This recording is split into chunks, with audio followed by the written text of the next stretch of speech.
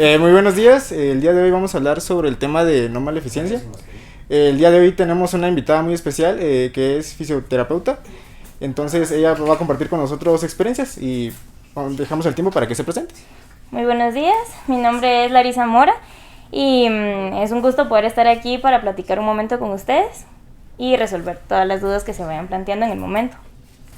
Poniendo un poco en contexto sobre lo que es el principio de no maleficencia, este nos indica que no debemos de intervenir o hacer algún daño en lo que es la persona, ya que podríamos afectar lo que es su autonomía, su libertad, y de esta forma pues buscamos más que todo el no intervenir, el no hacer daño, pero es un principio el cual no busca de alguna forma el estar involucrado, sino que prácticamente es sería el no dañar por dañar, a diferencia de lo que es el principio de beneficencia, que en sí tiene una acción en el que se busca el bien de todos. Muy bien, a continuación vamos a hacer unas breves preguntas dedicado a su trabajo. Ajá. Como primera pregunta, ¿usted cómo considera una tarifa de cobro? Bueno, yo siento que todos siempre tenemos que tener un precio establecido para el servicio que se brinda. Este precio, digámoslo así, uno lo establece mediante lo que uno sabe, ¿verdad? Porque para eso uno tiene un estudio previo. Y también hay que tomar en cuenta los precios que están en el mercado, por así decirlo, los precios de la competencia. Entonces, más o menos tiene que estar en el mismo nivel para que digamos, los clientes, ¿verdad? Que en mi caso serían los pacientes. Y la tarifa, digamos, también tiene que estar, hay que tomar en cuenta la tarifa que también tienen la competencia, porque ya mediante a eso uno puede ver si uno cobra un poquito más caro o más barato, ¿verdad? Porque si no habría demasiada diferencia y los clientes no sabrían qué elegir. Voy al hecho también de que tampoco no hay que sobrepasarse en el precio solo por la condición económica que tenga la persona. Yo siento que hay que ser justos y mantener los precios independientemente de cómo cobren los demás. Digamos, esto ya es conforme a lo que uno considere que es justo con las personas, ¿verdad? Porque no porque sean de ciudad, ¿verdad? U otros del área rural tenga que cambiar el precio. O sea, todo siempre se tiene que mantener en la misma línea y lo que puede variar es el precio con respecto a las sesiones que se van dando, porque como es un protocolo de tratamiento, entonces lo que hay que hacer es rehabilitar una lesión, en su mayoría de casos. Entonces, a veces las sesiones son más cortas, otras veces las sesiones son más largas, pero siempre la tarifa se intenta mantener. O sea, no porque sean más de 10 sesiones haya que bajarle un montón, ¿verdad? Porque si no, uno sale perdiendo. O lo contrario, o sea, no se puede cobrar un montón más porque si no, lo que pasa es que, digamos, uno a veces pierde a los clientes o a los pacientes cuando uno ya le empieza a subir y subir y subir el precio. Siento que siempre hay que mantener un equilibrio, Exacto. un balance. Exacto. ¿Y usted cómo considera, en qué momento considera que cobrar justo, más que todo, independientemente del tratamiento que esté realizando? Con respecto al tratamiento, hay lesiones que son más complejas que otras. Entonces, como había dicho anteriormente, ¿verdad? Hay que mantener siempre un precio, digamos, pero también puede variar. Y esto también ya depende de cada quien, ¿verdad? Pues porque, digamos, hay lesiones que son más sencillas de rehabilitar que otras. Entonces, creo que lo justo es cobrar conforme a las sesiones que se van dando, a mi parecer. Okay.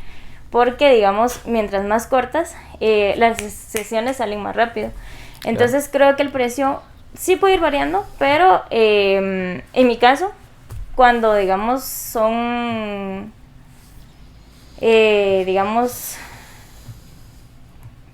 las sesiones, digamos, son un poquito complejas con respecto a la lesión. O sea, vamos a poner de ejemplo una lesión de tobillo, digamos, es un esguince y algo un poquito más complejo, como una rehabilitación por un evento cerebrovascular, digamos un derrame, que se le dice normalmente.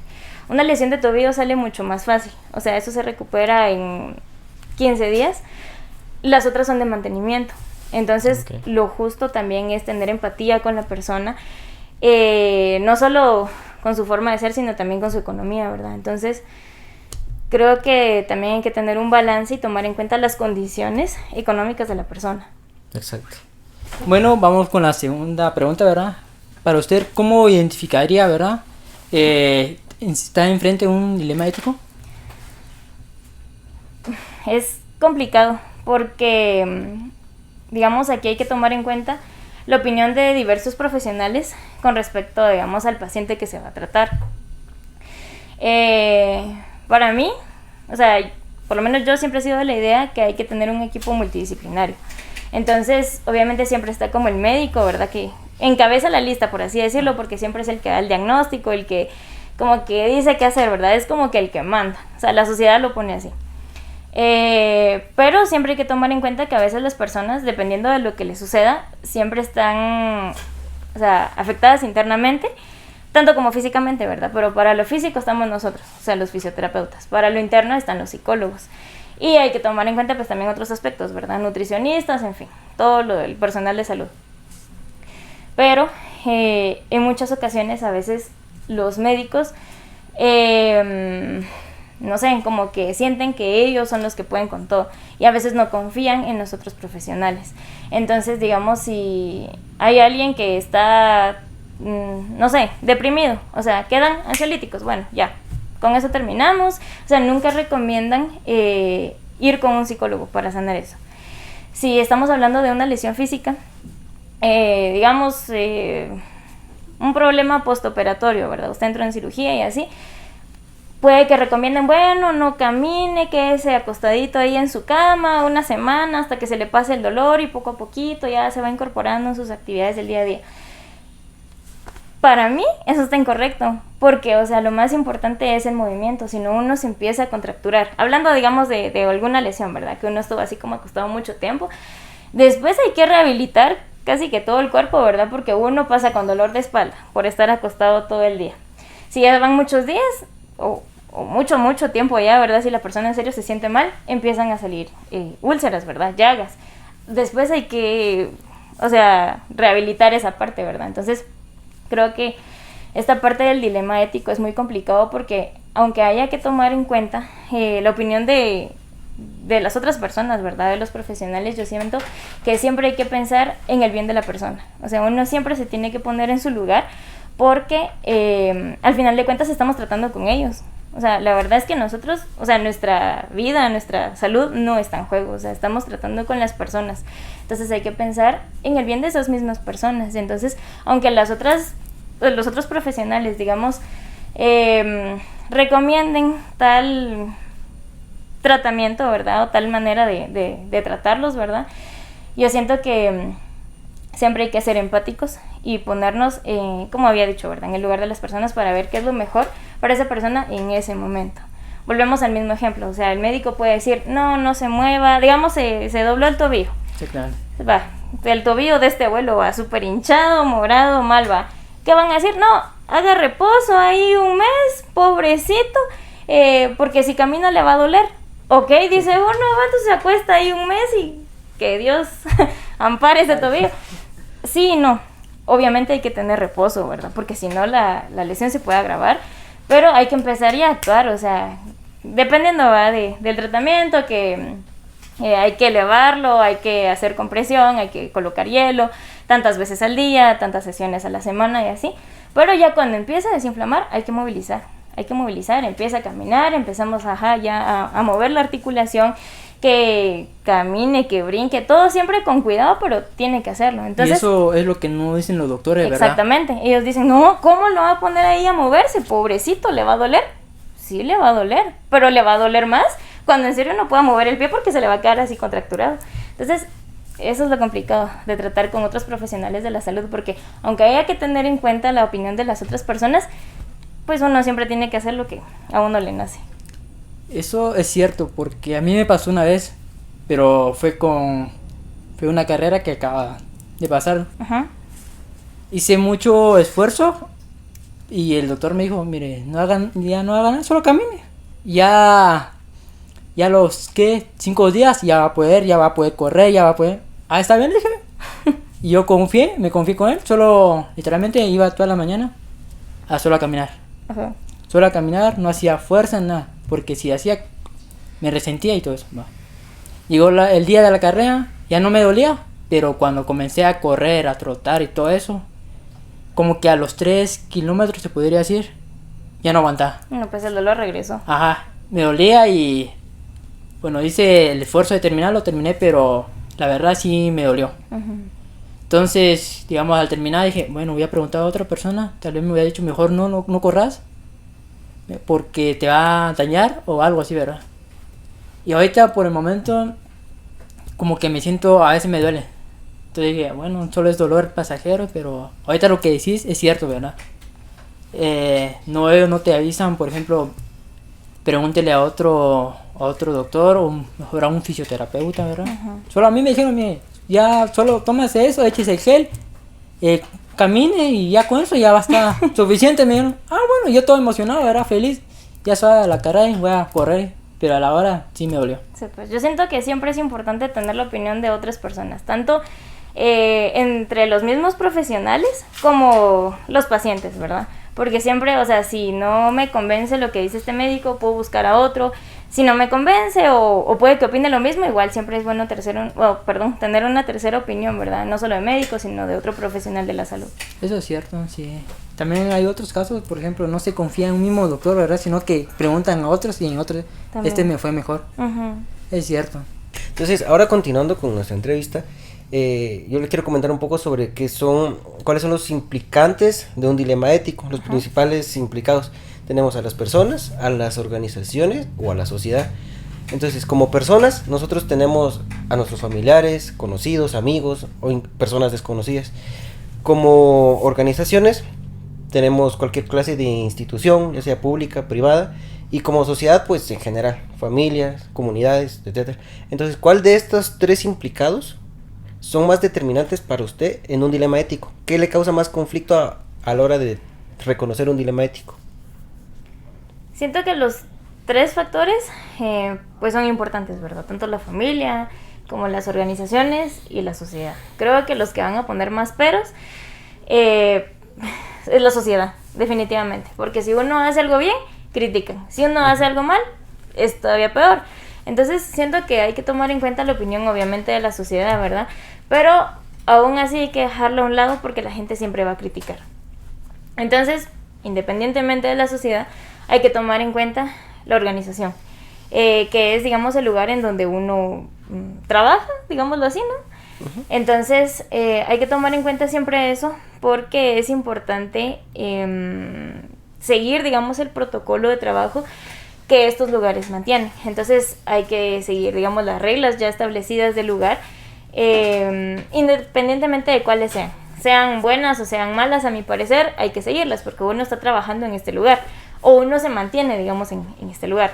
Uh-huh. Pero lo verdaderamente importante es la persona o las personas implicadas, porque vamos a trabajar directamente con ellos. Sí voy a estar dentro de una organización, pero al final, o sea, quien importa es la persona. Uh-huh. Entonces hay que tomar en cuenta también su opinión para ver si está de acuerdo o no está de acuerdo con respecto a lo que se le va a realizar, digamos, a cualquier procedimiento.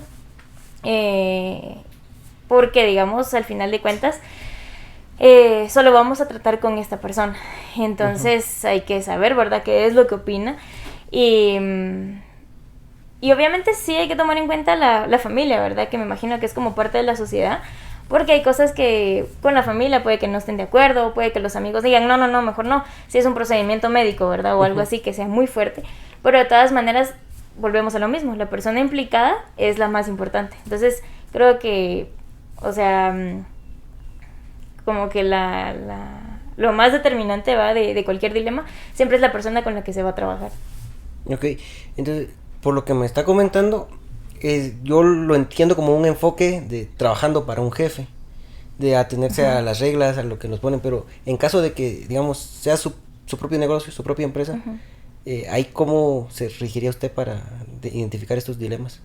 Bueno, así es más fácil, porque digamos, si yo no tengo un jefe, no tengo que estar siguiendo reglas u órdenes de otra persona. Uh-huh. Prácticamente hago lo que yo quiero, por así decirlo. Obviamente siempre con un buen fin, ¿verdad? Con un buen enfoque, siempre que sea a beneficio de la persona. Pero yo siento que es mucho más fácil y más cómodo así si uno es o sea, si somos nuestros propios jefes, por así decirlo.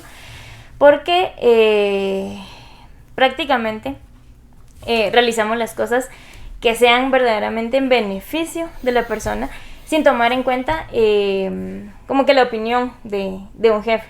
No sé si me explico. Sí, sí lo entiendo.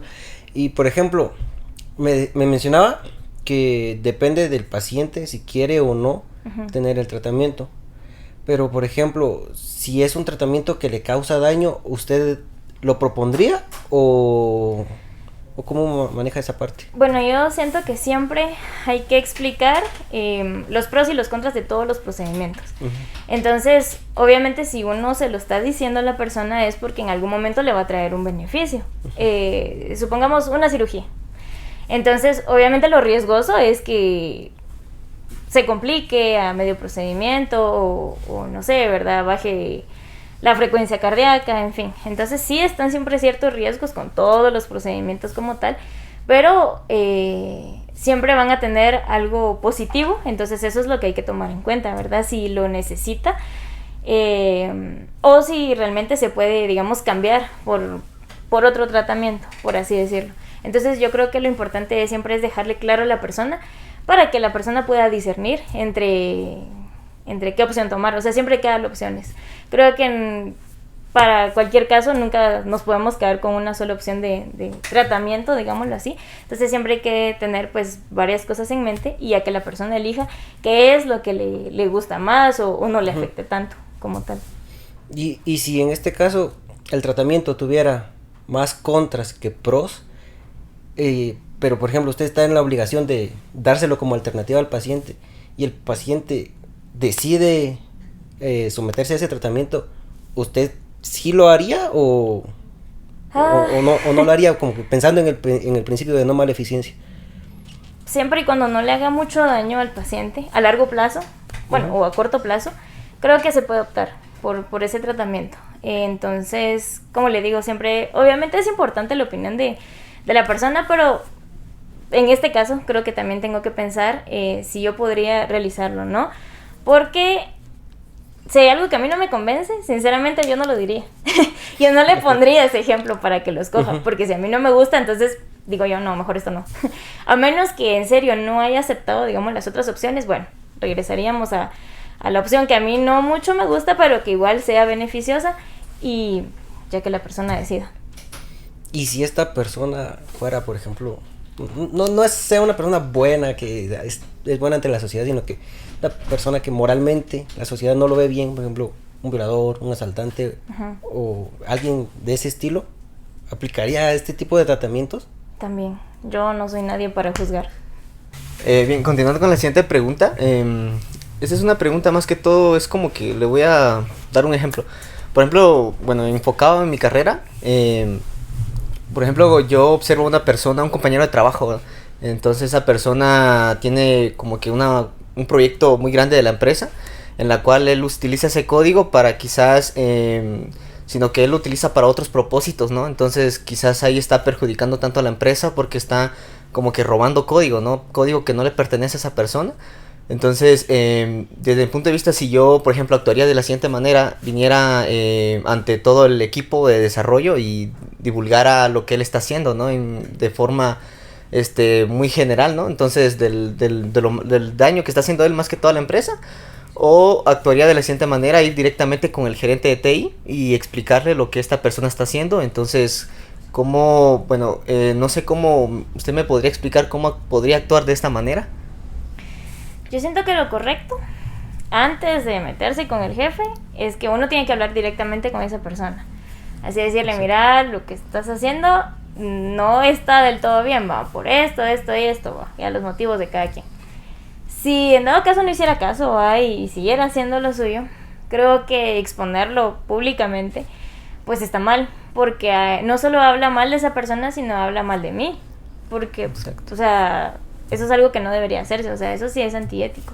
En dado caso, pues lo correcto sería hablar con el jefe, ir a decirle, mire, yo le llamé la atención y siguió haciendo las suyas, va, no me hizo caso, está haciendo fraude, en fin. Entonces, dejarlo ya en las manos del jefe, y aún así el jefe no podría, digamos, corregirlo o llamarle la atención enfrente de todos, porque sería prácticamente lo mismo. Entonces, yo siento que nunca hay que dejar en mal a una persona frente a los demás, porque pues moralmente, a mi parecer, eso está mal. O sea, hay otras maneras de actuar, siempre y cuando para que no afecte directamente a esa persona. Esto se puede resolver en privado, ya ellos pues pueden discutirlo, ¿verdad? En la oficina o en fin, en otro lugar, siempre y cuando no hayan personas alrededor, porque los demás no tienen por qué enterarse, o sea, no tienen por qué saber, digamos, de los problemas que hay internamente, porque uno nunca sabe acerca de quién está hablando. ¿Qué tal que esta información se pueda filtrar? Ya todo el mundo se enteró. Exacto. Y entonces el chismoso, que fue el que divulgó todo, también cae en algo malo, ¿verdad? Porque entonces después esta persona ya tendría problemas, porque ¿quién divulgó esto? Fue aquel. Entonces yo siento que todo se tiene que resolver en privado, tanto lo bueno como lo malo. O sea, felicitaciones también, o sea, no está mal que uno lo feliciten en público, o sí, pues en público, pero yo siento que todo empieza por lo privado. Exacto. Entonces yo siento que sí, todo lo que haya que resolverse, o sea, con respecto a llamar la atención, sí, hay que comentárselo al jefe, pero ya el jefe se encargará de hacerlo privado. Muy bien. Y si se trata de un caso de acoso, o sea, que un compañero está acosando a las mujeres, ya sea en el baño o algo así, ¿no Bueno, sería como pero conveniente avisarle a las demás compañeras? si fuera un caso, que este sí es un caso pues extraordinario, ¿verdad? Que es como algo que se sale del control, se sale de las manos de todos. Yo siento que igual hay que hablar de persona en persona para decirle, miren, pasó esto, tengan cuidado, nosotros vamos a digamos, tomar el control de la situación, ¿verdad? Vamos a despedirlo directamente. Pero mientras esto sucede, ¿verdad? Porque a veces no es como de un ratito para otro, si agarra tus cosas y te vas, no, o sea, todo siempre sigue un proceso. Y más si es algo legal, porque pues eso ya es otro clavo más fuerte, ¿verdad? Ya es mayor. Siento que hay que informarle primero a todo el personal, o sea, hay que hablarlo, ¿verdad? Porque no solo hay que decirle tengan cuidado con esta persona que es un acosador, un violador, ¿verdad? O algo así, sino que también hay que saber, digamos en este caso, quién más ha sufrido de este acoso, quién más ha sufrido de violencia. Entonces, o sea, no es nada más así, lo vamos a despedir y punto, aquí ya se acabó, porque ya dependiendo qué tan fuerte es el problema, entonces pues así son las consecuencias. Entonces, digamos, si ya empiezan a hablar, digamos, hablando de que solo acose a mujeres, que no le haya hecho daño, digamos, a los hombres, hay que hablar ya sea por separado con cada uno, obviamente el jefe se va a encargar de esto, hay que hablar ya después con todo el equipo como tal, y decir, ¿verdad? También que expongan sus conductas, que digan qué es lo que hizo mal, cuándo, dónde, cómo y así, y ya partiendo de ahí, si el problema ya, digamos, es muy, muy fuerte, entonces se puede ya llevarlo a un caso legal. O sea, ya con pruebas, ¿verdad? Ya no solo testimonios, sino que también hay cámaras, ¿verdad? O sea, en todos lados creo que hay cámaras. Entonces aquí se puede comprobar qué es lo que qué es lo que me está haciendo, qué fue lo que pasó el día de ayer, la semana pasada o todos los días. Entonces sí hay que hablarlo con todos, pero aún así empezarlo privado. Porque, digamos, a veces hay cosas que uno tiene que decir que son muy personales y uno no va a andar por la vida así como divulgándolo, ¿verdad? Así es que él me miró feo, me tocó, me hizo esto, me encerró en aquel cuarto. No está del todo bien, uno no se va a sentir bien diciéndolo en público. Entonces, primero, privado. Y ya después, o sea, con los demás, digámoslo así. Entonces, ya para ir concluyendo esta entrevista, me gustaría exponerle un caso clínico que encontramos nosotros. No tenemos tanta creatividad para plantearlo, pero lo encontramos ahí en internet y queríamos saber su opinión. ¿Cómo actuaría usted en este tipo de casos? Entonces, para empezar, nosotros tenemos lo que es el proceso más apropiado para la situación ética. Entonces tenemos sensibilidad moral, juicio moral, motivación moral, coraje moral y fracaso moral. Entonces, la sensibilidad moral consiste en reconocer dónde hay un dilema ético, si existe algún dilema ético y en qué caso. Un juicio moral consiste en considerar las acciones que se pueden tomar en cuenta ante el dilema ético. La motivación moral es anteponer sus valores frente a lo que dictaría el dilema ético que es correcto a realizar. El coraje moral es llevar a cabo la acción. Y el fracaso moral es, en dado caso, que alguna de las etapas anteriores no se lleve a cabo. O sea, no se tome en cuenta o por ejemplo, no logre anteponer sus valores a los que requiere la situación. Entonces, el caso clínico es el siguiente. Tenemos un paciente X, masculino, 64 años. Tiene antecedentes de hipertensión, sufrió un accidente cardiovascular y evoluciona su rehabilitación. Bueno, entonces tenemos el siguiente caso. Lo voy a leer porque está muy largo y no me lo aprendí. Ok. Entonces, tenemos a un paciente X de sexo masculino, 64 años de edad, con antecedentes de hipertensión arterial. Sufre un accidente cerebrovascular y evoluciona con una hemiplegia derecha. No sé qué es eso, ahí me explicará eso. Ajá. Posterior a esto, asiste a rehabilitación en fisioterapia durante 3 meses, en los que se recupera y logra ponerse en marcha y deambular de manera independiente, pero con escasa movilidad del brazo y mano derecha. Estos no muestran signos de mejoría y su médico tratante le da el alta médica y le sugiere reincorporarse a su trabajo, que era profesor de historia en una escuela. Como antecedente, el paciente evolucionó con signos depresivos durante su rehabilitación, pero ahora se muestra muy animado de retomar su trabajo y sobre todo volver a conducir. Le comenta al fisioterapeuta que conduce con dificultad y que por 2 veces ha perdido el control del automóvil, pero que lo ha solucionado rápidamente y que continuará conduciendo, ya que esto le da autonomía para poder trasladarse. El recorrido que hace a su trabajo son 20 minutos todos los días por autopista. Ajá. Entonces, desde su punto de vista como fisioterapeuta, ¿cómo trataría usted al paciente? ¿O usted sí le hubiera dado el alta para regresar al trabajo? ¿Cómo hubiera manejado? Bueno, a un paciente se le da de alta hasta que esté por lo menos 99% recuperado. En este caso, pues este señor, ¿verdad? Decía que todavía tenía dificultad en el movimiento del miembro superior, ¿verdad? Tanto brazo como la mano. Esto, aunque no le afecte mucho su día a día, porque bien decía en el caso que puede deambular, ¿verdad? Se puede movilizar, puede caminar, todo correctamente. Me imagino que el habla tampoco pues está afecta. Pues siempre es importante estar en buenas condiciones, ¿verdad? En su caso, que es un maestro que es un profesor de historia, tal vez no es como tan importante la mano, ¿verdad? Porque uno cuando explica o algo así, pues uno solo hace ademanes. Pero al momento, pues bien decía que es un profesor, o sea, tiene que escribir en el pizarrón, sea como sea. Entonces, si esta persona es diestra y el miembro lesionado es el miembro superior derecho, entonces sí se le va a dificultar escribir, porque lo va a hacer de una manera que a él no le va a parecer bien, digamos, o sea, la letra no le va a salir bien, no le va a entender, se va a frustrar. No puede escribir con la izquierda porque me imagino que no es ambidiestro. Entonces, para empezar, eso es un problema. Entonces tendría que ser todo de forma verbal, digamos, sus clases deberían ser orales, porque no creo que podría escribir cosas en el pizarrón, por poner un ejemplo. Sí pueden ser, digamos, proyectadas con una cañonera, porque ese no es ningún problema. Ahora, lo malo es que el brazo, que no está del todo bien, no está rehabilitado, entonces le va a causar dolor, me imagino. Todavía tiene dificultad en el movimiento, no va a tener mucha fuerza muscular, no va a tener la amplitud, ¿verdad? Articular, ¿cómo se llama? Correcta, ¿verdad? Entonces, al momento de escribir en la compu, se va a fatigar, le va a causar dolor. Entonces, siempre es importante dar de alta a un paciente hasta que esté, como digo, no 100% recuperado, pero por lo menos un 99% sí. Al momento de que él se traslada, ¿verdad? Que está conduciendo, recordemos que con la mano derecha, o sea, uno pues hace los cambios. Entonces, es importante estar bien, porque si, digamos, en el caso no explican qué tipo de mano tiene, pero supongamos que tenga la mano como un poquito en garra. Entonces, para hacer las cosas, o sea, a uno le cuesta agarrar las cosas, ¿no? Entonces, hay que usar, digamos, la mano auxiliar, que en este caso sería la mano izquierda, para movilizar la mano derecha y poder tomar las cosas. Supongamos está conduciendo, ajá, ok, y se queda en esta posición, ¿cómo va a ser el cambio? Entonces, eso es lo malo, tendría que usar la izquierda y luego, o sea, está muy complejo. Entonces, a mi parecer, a un paciente se le da de alta hasta que esté casi recuperado.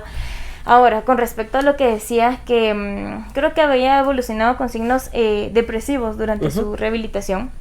Entonces, esto es importante tomarlo en cuenta y siempre referirlo con otro profesional para que le ayude motivacionalmente hablando, porque, o sea, no es solo, ay, sí, está depresivo, o sea, está triste, ay, pobrecito, bueno, que se cae, no, porque, digamos, esta persona, o sea, hay que evaluarlo, primero que nada. Y hay que tomar en cuenta, digamos, el motivo por el cual se deprimió. O sea, no se deprimió solamente por el accidente cerebrovascular, que obviamente sí es algo fuerte, ¿no? No se deprimió solo porque tenía que ir a terapias, sino que se deprimió porque él no puede hacer las cosas que antes hacía. Digamos, él en algún punto se volvió semidependiente, porque, digamos, la hemiplegia derecha significa que está afecto todo el lado derecho. O sea, tiene como cierta limitación al movimiento. O sea, esto es una discapacidad en el que uno se vuelve semidependiente, entonces uno necesita la ayuda de otra persona, tanto para caminar, pues aquí mencionaba que marcha ya, o sea, ya puede caminar bien, o sea, la marcha está bien, puede que ya tenga equilibrio, puede que ya tenga coordinación, entonces eso está genial, o sea, poco a poco se fue recuperando, pero le falta un poquito. Se recuperó solo la parte de abajo, solo los miembros inferiores, y eso está genial, porque para conducir obviamente pues uno necesita pues hacer también los cambios, ¿no? Pero digamos faltó la parte superior, entonces, o sea, a esta persona no le afecta solo escribir en el pizarrón y manejar, o sea, a esta persona le cuesta, digamos, comer. Si es diestro, obviamente come con la mano derecha. O sea, uno tiene cierta pinza, que pues es como este movimiento, ¿verdad? Que uno realiza, le va a costar peinarse, le va a costar bañarse, le va a costar vestirse, porque uno tiene que ser abotonado, abrochado, que el zipper, se tiene que amarrar las correas del zapato, ¿verdad? Y si su manita está en esta posición, por digamos la hemiplejía, ¿verdad? Que todavía le falta cierta movilidad o amplitud articular. Entonces todo lo tiene que hacer cerca de él y a veces uno no todo lo puede hacer aquí, ¿verdad? Entonces esa es la importancia de darle de alta a un paciente hasta que esté casi al 100% recuperado. Ok, entonces aquí usted no lo hubiera dado de alta, digamos, No. aplicando el principio de no maleficencia, Claro. consideramos que lo daña más darle de alta a pesar de que eso lo haga feliz. Exactamente, porque digamos no hay que pensar en las cosas a corto plazo. O sea, sí, a corto plazo, ok, ya puede agarrar un vaso y se lo puede llevar a la boca, sí. Pero, ¿qué tal que solo sea un vaso plástico? Un vaso que no pese, no hay ningún problema. El día que agarre uno de vidrio, se le va a caer porque no tiene fuerza. Digamos, no tiene todavía ese agarre que se necesita, pues. Al momento, digamos, que él, supongamos, vaya caminando y se tropiece, uno necesita agarrarse con fuerza. Y si este brazo no tiene fuerza, se va a agarrar solo con este. Y si, digamos, hace un mal movimiento, se lo puede dislocar. O sea, en otras palabras, se zafa el brazo. Ahora ya tienen los dos brazos malos. Y todo por no haber recuperado el brazo derecho, que bien se puede hacer desde un inicio. Ok, Entonces siempre hay que pensar a largo plazo, ¿verdad? ¿Qué tanto le puede afectar que no esté del todo recuperado ok. en algún momento de su vida, ¿verdad? Sí hay que como pensar, digamos, en todos los aspectos, tanto en la parte familiar, ¿verdad? O que él esté en su casa, como en lo social, al momento de dar clases, ¿verdad? O laboral, ¿verdad? Que como habíamos dicho, ¿verdad? Que tiene que escribir en el pizarrón. Entonces sí, hay que pensar en todos estos aspectos antes de darle de alta a un paciente. No es nada más de, ay, sí, ya puede subir el brazo, ok, ya, que le vaya bien. No, no. Tienes razón. Ok, entonces creo que eso sería todo. Le agradecemos mucho por su tiempo, por haberse tomado la molestia de acompañarnos el día de hoy. Muy bien, gracias por la invitación. ¿A usted no, señor?